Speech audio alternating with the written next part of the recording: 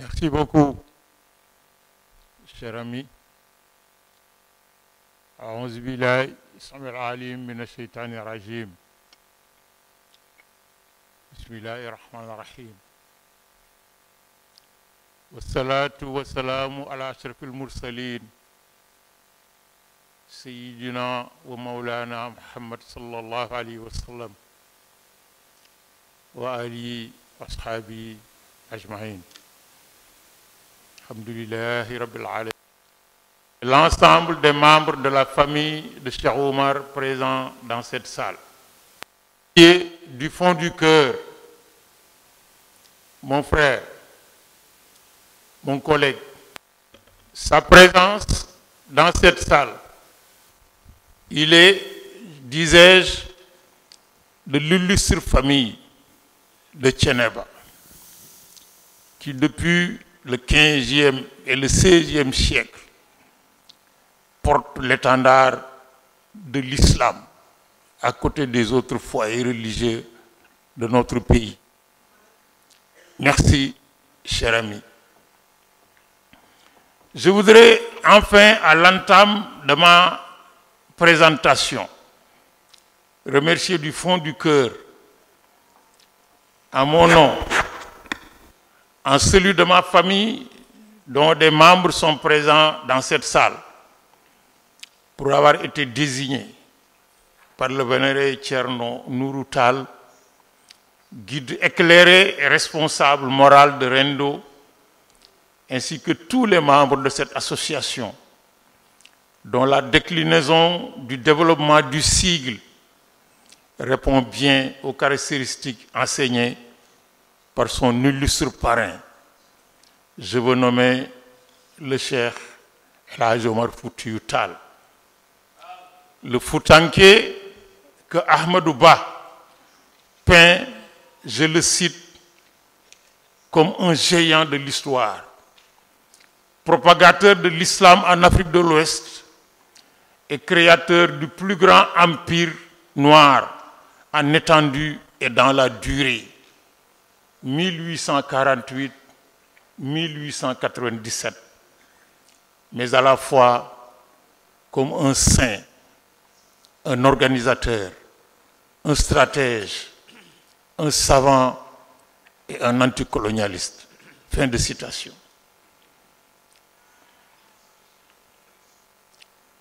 Cette association inscrit son projet, son programme et ses activités dans la perspective tracée par son parrain, Cheikh Oumar Foutiyou Tall. Une référence, un symbole en la personne du fils du vénéré Seydou Tall, dont la fratrie compta au 8e chapitre le Codé, issu des entrailles de la sainte Adama Aïssa Bint Eliman Siré Samba Demba Ali Mokhtar Thiam. Certes, je ne pourrais pas vous parler de sa riche saga avec la splendeur du verbe et de la syntaxe épique de notre illustre aïeul Mohamed Aliou Thiam de Aïré Lawa, dont le fameux chasside en pulaar dédié à son guide et à El Hadj Omar le marabout conquérant, ce que l'Iliade est à Ulysse. Ce fameux chassida, écrit en prose en langue peul à partir de l'alphabet arabe, a été traduit en français et annoté par Henri Gadden, le fameux chercheur connu par les historiens. Je me limiterai alors, sans espérer pouvoir résumer la vie infinie de Cheikh Oumar, à souligner quelques passages de sa riche expérience, véritable épopée commune au Sénégal, à l'Afrique et à l'ensemble de la Oumma. Ses origines le situent au Fouta Toro, au nord du Sénégal. Un de mes maîtres, le défunt professeur Omar Kane, qu'Allah agrée ses œuvres, aura démontré dans des productions scientifiques majeures la prédestination du terroir du Fouta sénégalais comme un espace dont la géographie a très tôt favorisé l'émergence de formes d'organisation sociale qui ont inspiré et enrichi l'histoire du Sénégal et de l'Afrique de l'Ouest. En effet, de Deniyanké au Almami, le Fouta a généré des organisations sociales, des États dont les formes de gestion publique des affaires modernes gagneraient à s'inspirer.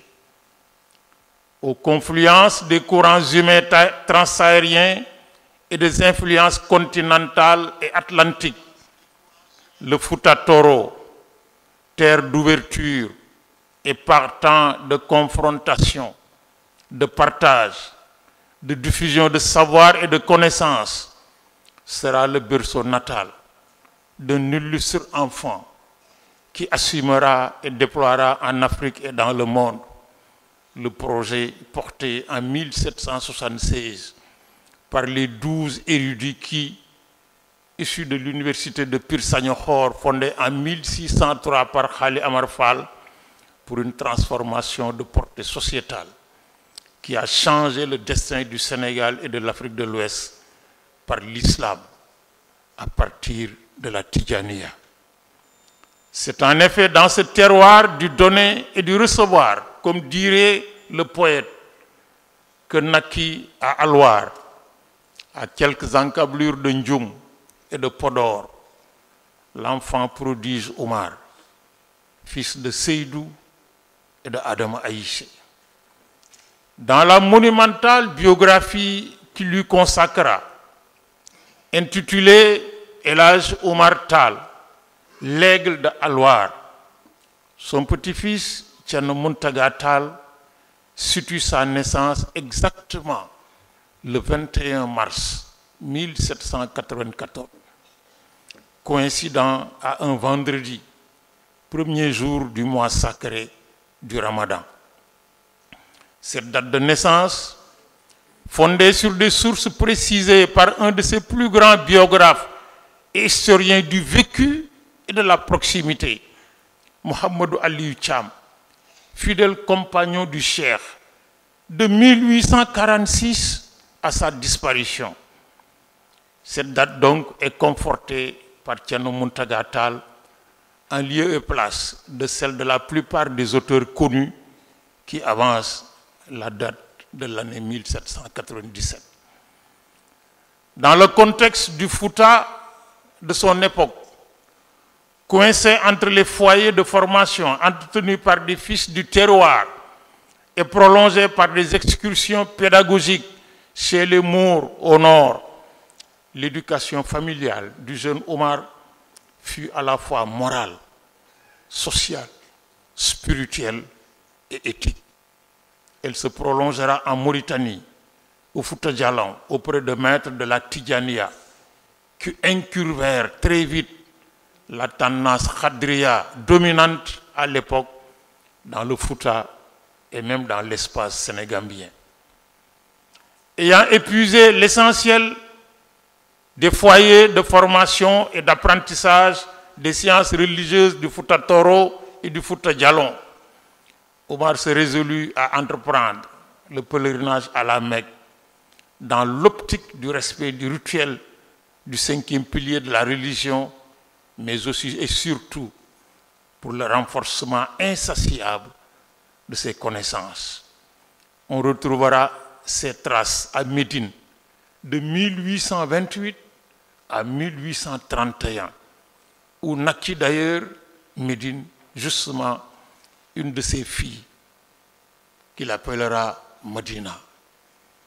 C'est au cours de ce séjour à Médine qu'il rencontra le cheikh Mohamed Ghali, un des lieutenants du Khutbul Maktoum, Cheikh Ahmed Tijani, radiyallahu ta'ala anhu, qui lui transmettra de la part du guide le titre élevé de Muqaddam dans la confrérie et surtout la mission de propagateur attitré de la Tidjania en Afrique subsaharienne. Dans Omar Tall, dit El Hadj Omar, 1796-1864, fondateur de l'Empire toucouleur, Bernard Lougan évoque 20 années de pérégrination entre l'Arabie et l'Afrique du Nord. À son retour au Sénégal, il s'installe à Dinguiraye, d'où il donnera à partir de 1852, d'aucuns disent 1854, le point de départ de son projet de transformation sociétale de l'Afrique de l'Ouest par la rénovation des consciences spirituelles et religieuses. La djihad omarienne s'inscrit en effet résolument dans une perspective d'implantation d'un islam inspiré de la pureté du message du révélateur, le prophète Mohammed sallallahu alayhi wa sallam, sous l'égide des enseignements du pôle des pôles, le cheikh Aboul Abbas, Cheikh Ahmed Tijani.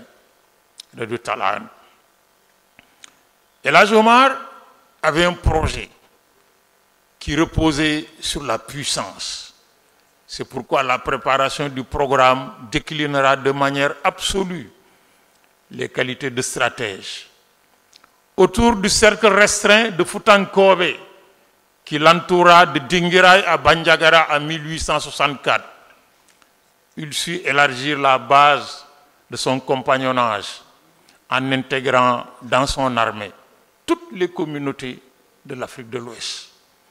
David Robinson, dans son ouvrage intitulé La guerre sainte de El Hadj Omar, décrit amplement les qualités d'organisation et de commandement militaire de Cheikh Omar.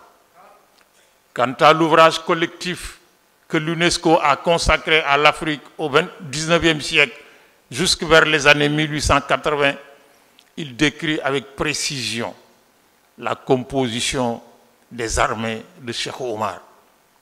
Les auteurs notent en effet, je cite, c'est dans le pays Aoussa que Cheikh Omar avait recruté les premiers éléments de cette armée, qu'il n'a cessé de grossir de Sokoto jusqu'à Dinguiraye. Multiraciale, l'armée comprenait des contingents du Fouta Toro, du Haoussa, du Fouta Jalon, du Khasso, du Karta, de Ségou. Les premiers étaient les plus importants. De Djekungo jusqu'au départ de Nioro en 1859, le Fouta n'a cessé d'alimenter l'armée du djihad.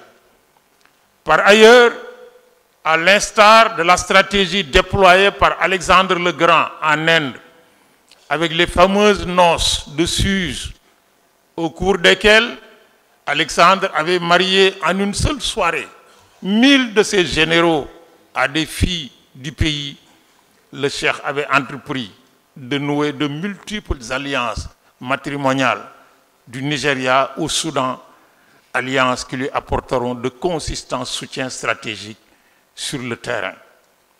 Sur un autre plan, Cheikh Omar se préoccupa de diversifier largement son arsenal militaire.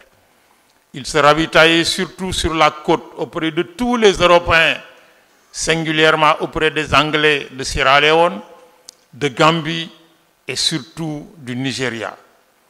Très méticuleux sur ce chapitre, il s'entoura même d'artisans formés au maniement et surtout à l'entretien et à la réparation des différents types d'armements acquis. Ibrahima Maïga, un chercheur, note à cet égard, je le cite, le cheikh avait même dans ses rangs un homme si ingénieux qu'on l'appelait l'ingénieur, en la personne de Samba Ndiaye, qui a pu réparer toute la période durant les engins et les rendre opérationnels. Quand ces préparatifs s'avérèrent efficients, Cheikh Omar lança entre 1852 et 1854 sa saga sous la forme d'une djihad qui fut incontestablement la plus longue et la plus forte face à la fois au projet colonial et à l'animisme ambiant.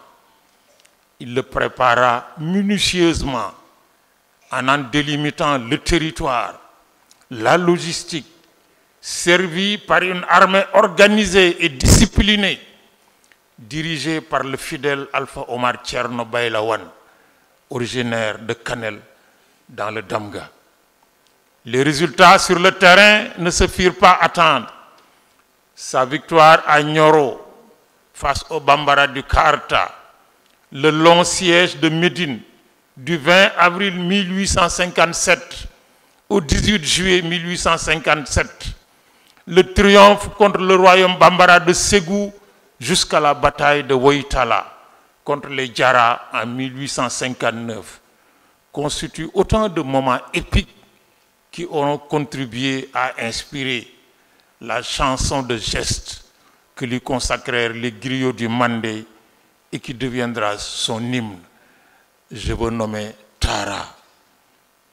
Ces résultats ont été fondés à partir d'une réflexion, d'une pensée intellectuelle extrêmement profonde. Cheikh Omar est en effet avant tout un penseur, un intellectuel, un transformateur de société.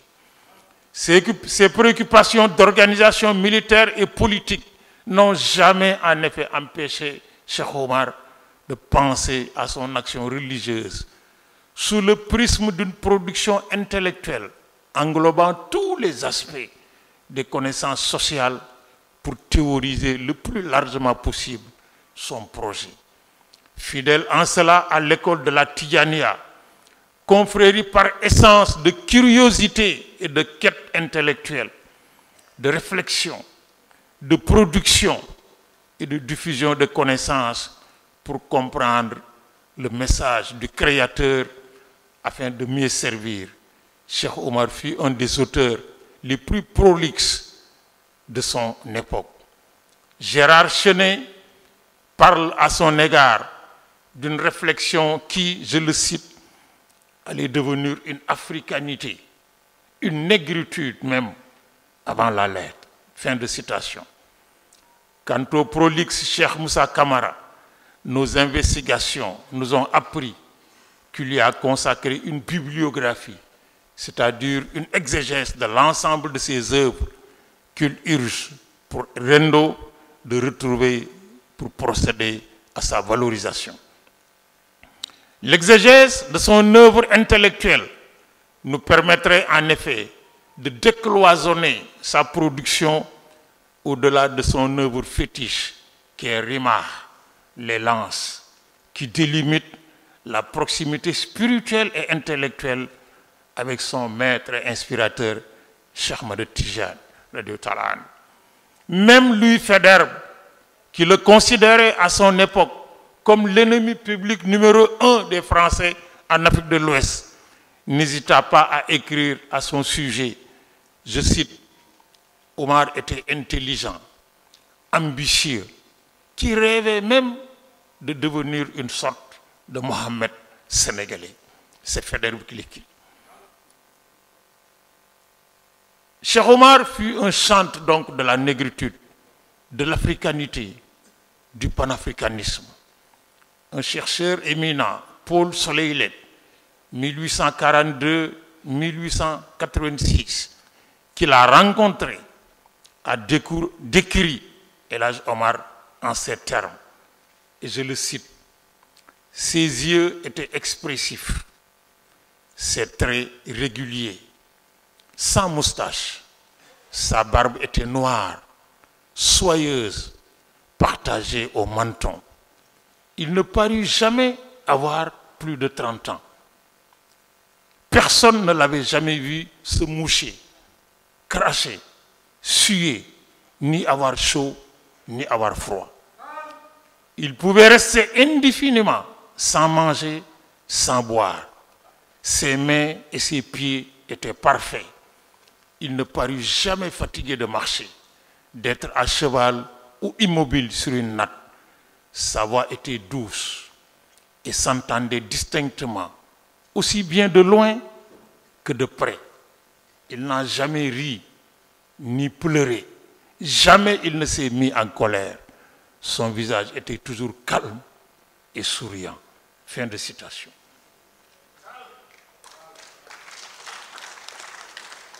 Son attachement à ses origines participait d'un culte de la fierté qui frisait l'obsession. Au cours de son séjour en Arabie, il répondit à la condescendance d'un débatteur qui remettait en cause ses profondes et pertinentes connaissances à partir de la couleur de sa peau noire. À cet entêté, le sage de Halwar répondit, je le cite, c'est Cheikh Omar qui parle. L'enveloppe n'a jamais amoindri la valeur du trésor qui s'y retrouve enfermé. Donc, ô poète inconséquent, ne tourne plus autour de la Kaaba, maison sacrée d'Allah, car elle est enveloppée de noir. Ô poète inattentif, ne lis donc plus le Coran, car ces versets sont écrits en noir. Ne réponds donc plus à l'appel de la prière, car le premier ton fut donné, et sur l'ordre de Mohammed sallallahu alayhi wa sallam, notre modèle, par l'habit saint Bilal, donc un noir. À toi de renoncer à ta tête couverte de cheveux noirs. N'oublie pas que c'est avec l'irremplaçable prunelle noire que l'œil parvint à discerner. Et il termina, Cheikh Omar, chez moi, dans le Tekourour, tout noir que nous soyons, l'art de la grossièreté n'est cultivé que par les esclaves et les bouffons. Fin de citation. Incontestablement, Cheikh Omar fut le personnage public qui influença le plus le destin des peuples de l'Afrique de l'Ouest. Il leur laissa en effet un héritage de refus et d'ancrage dans la pureté de l'islam à partir de l'orientation de son maître, Cheikh Ahmed Tijani, sur lequel Rendo et son responsable moral entendent donner un rayonnement mondial. Finalement, l'héritage d'El Hadj Omar concernant la Tijania est plus encore vivace aujourd'hui que jamais. Pour une raison très simple. Les grands hommes ne naissent que quand ils meurent. En ce sens, El Hadj Omar, en disparaissant mystérieusement dans les falaises de Bandiagara en 1864, a toujours refusé de mourir. Il a su résister à l'oubli du temps. Il a résisté à l'oubli du temps. Dans son fameux chassida que j'ai cité au départ, Mohamed Aliou Thiam affirme, je le cite, au jour de la résurrection, le bélier, Cheikh Ahmed Tijani, conduira El Hadj Omar et ses disciples devant le prophète Mohammed sallallahu alayhi wa sallam, qui les introduira au 7e siècle où les attendent les délices. J'espère du fond du cœur, et je le crois d'ailleurs fermement, que tous les disciples de Rendo, tous les disciples de Cheikh Omar, tous les disciples de la Tijania, mais singulièrement ceux qui ont accepté librement, honnêtement, de marcher derrière Thierno Nourou, Cheikh Omar Muntaga Tall, j'espère du fond du cœur, sinon je crois fermement, que nous serons de ce groupe que Cheikh Omar conduira auprès de Cheikh Ahmed Tijani, qui les conduira auprès de son grand-père le prophète pour aller vivre les bénéfices de Firdaus. Allahumma salli ala sayyidina wa sallam.